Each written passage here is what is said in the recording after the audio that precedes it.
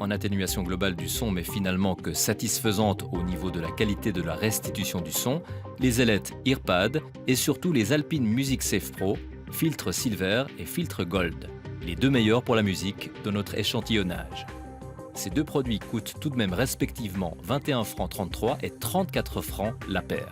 Mais parfois, il vaut la peine de mettre le prix. En revanche, elles ne sont pas terribles pour vous protéger des ronflements. Ça vaut la peine parfois de mettre le prix, c'est d'autant plus vrai que nous avons retrouvé un test réalisé pour le magazine Bon à savoir par le même laboratoire en 2014, un test d'une protection moulée individuellement dans l'oreille, les Lassin ER15 à 250 francs la paire. Oui, et là pour 250 francs, c'est le paradis du mélomane, un sigma de 0, donc un équilibre parfait de la restitution sonore et une atténuation de 19 décibels, pas trop donc pour la musique. Évidemment, vu le prix, il faut être soit musicien, soit fan acharné de musique, mais j'en connais. Et que ne ferait-on pas pour protéger ces oreilles qui nous donnent tant de joie? Merci Luc. Évidemment, vous retrouverez tous ces résultats sur notre site internet, bien sûr. Vous avez vu les ailettes Earpad satisfaisantes au niveau de la qualité de la restitution du son. Elles sont fabriquées dans le département de l'Hérault, en France, sous la houlette d'un fin connaisseur du son.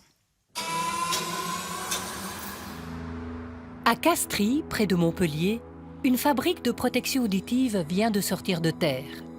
Elle a surgi de l'idée d'un intermittent du spectacle, Franck Lopez, propulsé PDG. Je pratique toujours la musique, je suis aussi ingénieur du son. Et Earsonics est né d'une problématique d'utilisation sur scène lorsque je faisais mes représentations. C'est-à-dire qu'en fait j'avais une mauvaise écoute sur scène. Et pour cela, j'ai créé mes propres oreillettes et par la suite qui ont été commercialisées sous la marque Earsonics. Chaque pièce est constituée de 360 couches d'acrylique liquide. Vernie et polie à la main, une paire revient à 34 francs dans le commerce. Ce sera 300 francs de plus si elle est moulée sur nos propres oreilles. Les modèles sur mesure sont prisés surtout par les musiciens, car leurs oreilles, comme les nôtres, ont une résistance limitée. L'oreille a un réflexe naturel qui s'appelle le réflexe stapédien. Alors c'est comme une petite sourdine à piano. C'est un petit muscle qui vient appuyer contre le tympan et qui l'empêche de vibrer. Voilà, et qui permet de se protéger dans la vie classique lorsque l'exposition au bruit est trop forte. Simplement, ce petit réflexe est un petit muscle qui est très faible et donc qui a tendance à ne tenir que très peu de temps. Et donc c'est pour ça que lorsqu'on reste longtemps exposé au bruit, ce réflexe se fatigue et du coup le tympan vibre trop fort et on devient sourd avec le temps. Les musiciens sont très sensibles à la qualité de la restitution du son. Ici, un filtre breveté par la maison est chargé de préserver l'équilibre des hautes, moyennes et basses fréquences.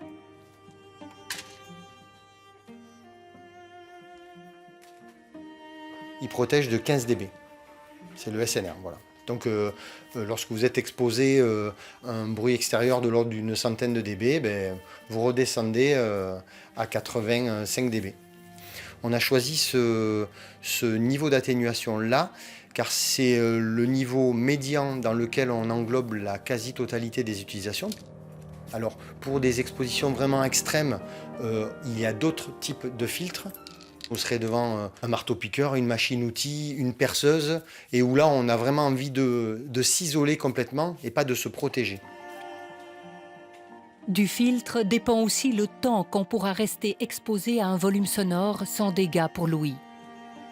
Quelques minutes seulement, les oreilles nues, lors d'un concert à 100 décibels. Il faut savoir que lorsqu'on porte des protecteurs pendant 1 heure, si on les enlève pendant 10 minutes, on perd tout le bénéfice de l'heure de protection. Alors un petit exemple, si on est exposé en concert à une pression acoustique de 100 dB, admettons, on porte un protecteur en mousse pendant 55 minutes. On est isolé, protégé, on dit « j'aime pas, le son est pas bon », on les enlève pendant les 5 dernières minutes, on a déjà commencé à s'abîmer les oreilles. Pour les forçats du bruit, Earsonics équipe certaines de ses protections auditives d'un avertisseur qui bip lorsque le seuil journalier de tolérance au bruit est atteint. Il est temps alors de dormir sur ses 2 oreilles. et des oreilles qui ne sont pas toutes pareilles. Notre conduit auditif est différent chez chacun d'entre nous. Si vous avez un conduit très étroit, très court ou particulièrement coudé, vous avez probablement de la peine à enfoncer des bouchons d'oreilles. Tous les modèles ne conviendront pas. Si le son est trop fort, c'est que t'es trop vieux, disait Ted Nugent, un guitariste américain. C'est vrai et c'est faux à la fois. Se protéger les oreilles quand on